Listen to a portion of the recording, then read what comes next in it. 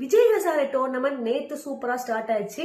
Virat Kohli and Rohit Sharma ஓடிஐல ரொம்ப நாளுக்கு அப்புறம் டொமஸ்டிக் ஆடுறாங்க. நேத்து விராட் 130யும் ரோஹித் சர்மா 150யும் அடிச்சிருக்காங்க. இவங்க இன்டர்நேஷனல்ல மட்டும் இல்ல, டொமஸ்டிக்ல வந்தாலும் இவங்களுடைய ஃபார்ம் அதே மாதிரி தான் இருக்கு. நேத்து இவங்க 2 பேர் மட்டும் செஞ்சுரி அடிக்கல, 22 பேர் செஞ்சுரி அடிச்சிருக்காங்க. அதுல ஒருத்தர் டபுள் செஞ்சுரி அடிச்சிருக்காரு.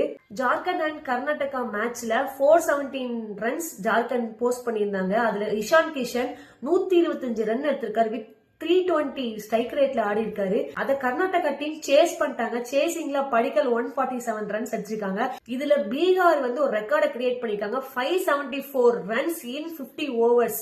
ஆல்ரெடி T20ல ஃப்ரம் பால் 1 அடிச்சு டெஸ்ட் ஃபார்மட் அப்படிங்கிற பியூட்டிஃபுல் ஃபார்மட்டே 5 நாள்ல இருந்து 4 நாள் ஆகி 3 நாள் ஆகி இப்ப 2 நாள்ல முடிகிற மாதிரி வந்திருக்கு.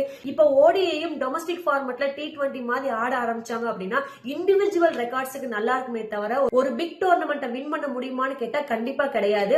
எக்ஸாம்பிள் இப்ப நடந்த அண்டர்-19 ஏசியா கப், அந்தந்த ஃபார்மட்டுக்கான ஒரு பியூட்டி அப்படிங்கிற ஒரு விஷயம் இருக்கும். இப்படி பால் 1ல இருந்து எல்லா ஃபார்மட்லயும் அடிக்க ஆரம்பிக்கிறதுனால அந்த beauty of the format miss ஆகுதோன்னு எனக்கு ஃபீலா இருக்கு. இதுல நீங்க என்ன நினைக்கிறீங்கன்றத கமெண்ட் செக்ஷன்ல போடுங்க.